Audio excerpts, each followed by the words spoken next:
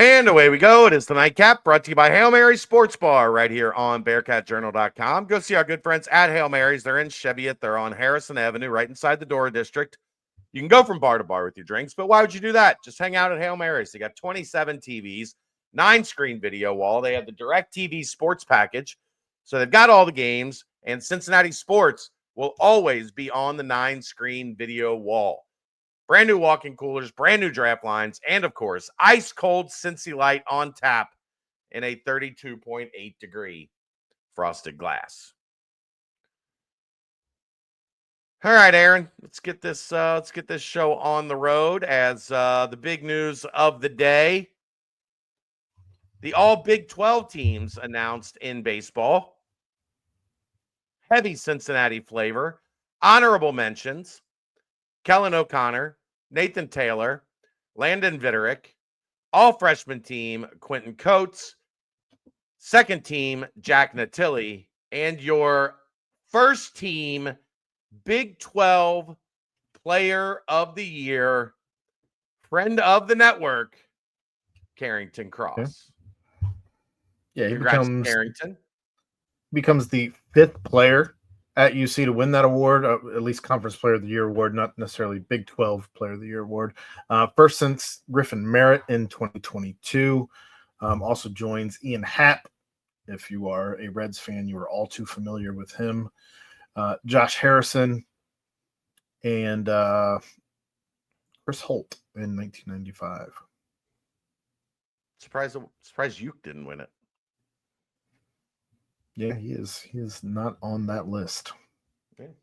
But it's a big honor for Carrington Cross and for the UC baseball program, showing, hey, you can come here and you can be Big 12 Player of the Year. You can be first team all conference. So kudos to Carrington, Coach Bischel, and the crew. He was also announced as a semifinalist for the Golden Spikes Award and the Dick Hauser Trophy. Yes. So he still could come out with more accolades on top. Yep. Tomorrow, 1:30 Eastern Time, the Bearcats get after it against Texas Tech in the first round of the Big 12 tournament. If they win, they will advance and play Thursday against West Virginia, the number 1 seed. Can't wait to see how that comes out, because you got to win that one. Win one, and you're probably there. I mean, there's a lot of people that think they are there regardless, but I'd feel a lot better. It'd be a lot less stressful waiting until Monday if they can get that first win out of the way and have a chance at West Virginia. Also, Aaron, tomorrow night on the BCJ podcast, we will get our first appearance from new cornerbacks coach Eddie Hicks. Will join Dave and I. That should be fun. So I'm excited about that one. Agreed. Now I will turn it over to you. Again, our boy, go to our go-to guy. Our go-to guy here. Our boy Ross Dellinger of Yahoo Sports. He brought some heat today. We'll start. We could really do an entire show on any one of these topics. I'll just get your thoughts, because I don't want this to be a 20-minute show. That seems a little long, a little lengthy for all of this, but we'll see where we go. We'll start off at Nick Saban continues to believe that a presidential commission for college sports is not necessary, but that he is open to serving as a consultant/advisor to government decision makers who can create solutions. Any of that surprise you? No, I'm glad. Like, I really nothing but respect for Nick Saban. He is the greatest college football coach of all time. He is also from a time in the past that is not indicative of the future of collegiate athletics. And I think if you're going to be progressive, if you are going to get out in front of these concerns and issues It is not by going backwards. It is not by clinging to what used to work in college athletics. It is by coming up with something new, by, blazing a new path forward, as opposed to what Nick Saban's career looked like. And I just don't know. I respect his opinion. I think he would be perfect to be in an advisory role that they can bounce things off of if this is really something that happens. But I would much rather see a more progressive thought process brought into this, as opposed to clinging to things that are no longer relevant. Why is he not a coach anymore? He's not a coach anymore because this all became too much for him. So he is cut from the cloth that buried their head in the sand and let this spin wildly out of control to the point where we are today. So I'm with you. I think that his opinion is one that you can consider, but as you are developing what is the future of collegiate sports, I don't think you can take it as gospel. So I'm with you there. Athletes.org is organizing a visit to Washington, D.C. this week, where athletes will meet with several lawmakers, including Cory Booker and Ted Cruz, two senators who are in the midst of negotiations over a federal bill. I didn't really read a whole lot on that, but again, we're just mixing collegiate sports with D.C. A lot of that is going on here lately, and it seems odd. I think this is much more relevant than the College Football Commission. If there's actually legislation and a bill that goes into place, that has much more impact than, an executive order or a bunch of people sitting around in a room talking about things. Like, if there's going to be action, it needs to be via a bill, via something being set in stone in Congress that you're not going to just see constantly challenged by lawsuit after lawsuit after lawsuit. So I would at least keep. Go ahead. I was just going to say, of note, the athletes in attendance on behalf of athletes.org include Chief Borders from UNLV representing football, Angelina Vasquez from USC representing track and field, Jada Brown from Vanderbilt representing women's basketball, Terrian Williams from Bucknell representing football, Jacob Hardy. Bucknell. Jacob Hardy from Georgia representing football, Alika Crawford from track and field representing North Texas, Chris Gaddy from Syracuse representing men's basketball, and Justin Watley from Arizona State representing football. What do we do?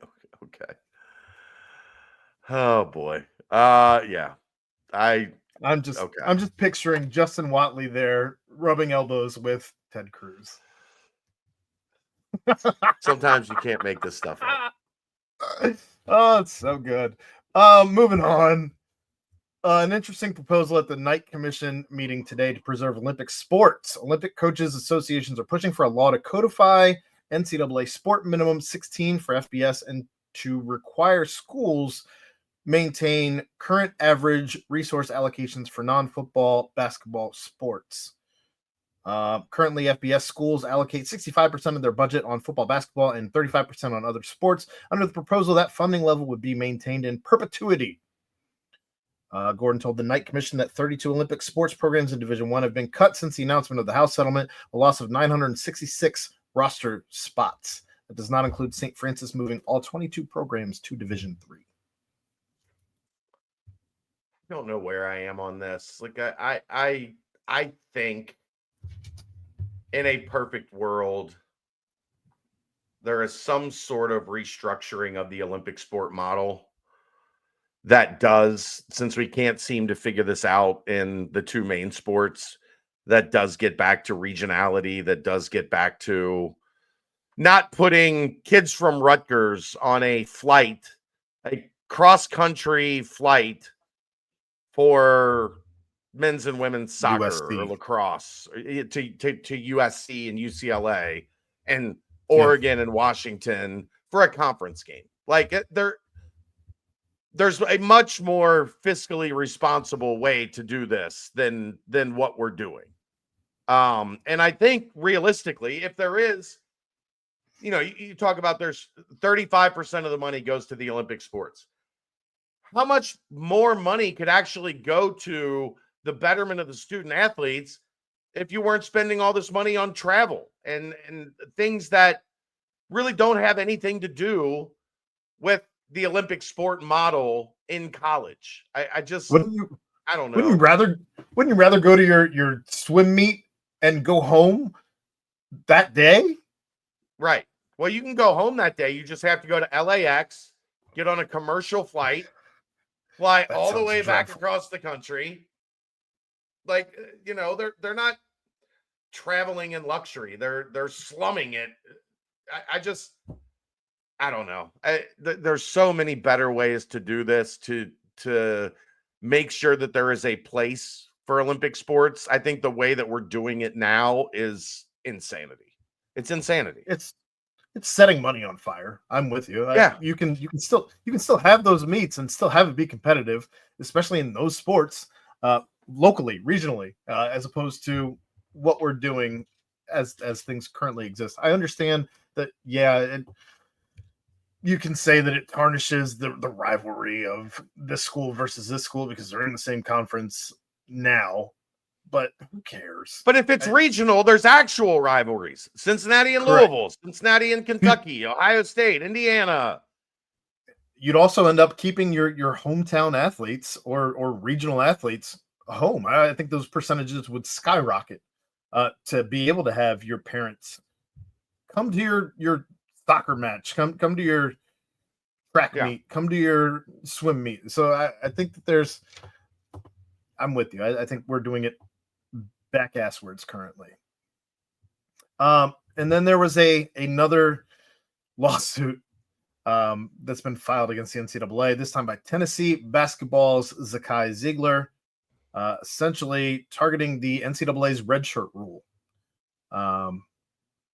Ziegler's not seeking to count a JUCO year or a D2 year, etc. He wants straight 5 years of play and 5 years of eligibility. As a result, and as you may imagine, his complaint largely centers around the redshirt rule. Good.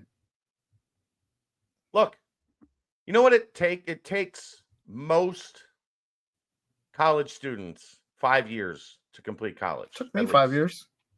Yeah, that is far more common than people completing it in 4 or being, maybe it takes 4.5 years or whatever, but like 5 years should be the number. You get 5 years to complete 5 years. Like if you want to give a medical red shirt for somebody that loses a year due to injury, or maybe you make it like, 1 year you don't get back, but if you lose 2 years, you get a year back, whatever the case may be. Figure that stuff out. But these kids should have 5 years. And maybe, Aaron, it's as simple as like if you only play at 2 schools, you get a 5th year. 1 or 2 schools, if you stay at 1 or 2 places, that 5th year kicks in. If you're at 4 schools in 4 years, okay, look, you got the whole college experience. Time to move it along. I don't know. Like incentivize it. That's just opening you up. Here. I know. I'm just talking off the top of my head, but I think it should be 5 years. Whatever it. They've talked about it behind the scenes a lot because I've heard a lot about it from people inside the athletic department that we could be trending towards 5 years to play 5, if not this year, by next year. If he wins this lawsuit, maybe that's the thing that, kicks it in. But boy, you'd have a whole lot of people that just finished 4 years of college in 4 years that would be like, hey, I want my $750,000 for my 5th year as well, please. This could you imagine? Thread does just real quick. This does happen. Go ahead. There's more here. Real quick, this does come from an assistant professor, it looks like from Boise State, Sam Ehrlich. But he said the most interesting part of this particular case, attacking the NCAA's pro-competitive justifications. What will the pro-competitive justifications be for only allowing 4 seasons in 5 years? As the complaint argues, it can't be academics since they allow 5 years anyway. And also consider the fact that this lawsuit is happening in Tennessee. So you also have potentially the immediate impact of the new Tennessee NIL law, which it also could end up in front of the same judge who's doing the NIL law that we discussed last night. So all of this is starting to just intertwine and get it's been 24 hours since we talked about how crazy it is. And it's still. Could you imagine, Aaron, the frenzy if in like June all players that had that 5th year of eligibility that had exhausted their 4 and 4, and all of a sudden in June, everybody there's this whole group of like 500, 700, whatever players, Aziz, Seamas, like all these guys get that 5th year, and they're just thrown back into the pool of available players. Obviously, they thought there was some reality to that, or they wouldn't have put their name back into the transfer portal, right?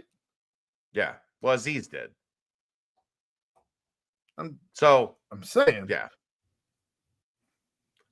It's interesting. I don't know. I mean, we'll see what happens. Immediate implications of this NIL rule, which who knows if that null and voids the memos that are on everybody's desk saying if you don't sign this, you will not be part of your conference.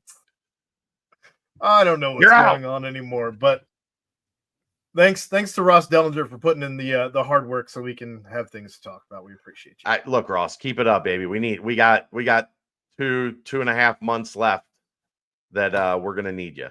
So keep bringing the heat. Amen. That's going to wrap it up. That's the nightcap. We'll see you on the BCJ pod tomorrow. Brought to you by Hail Mary Sports Bar, right here on BearcatJournal.com.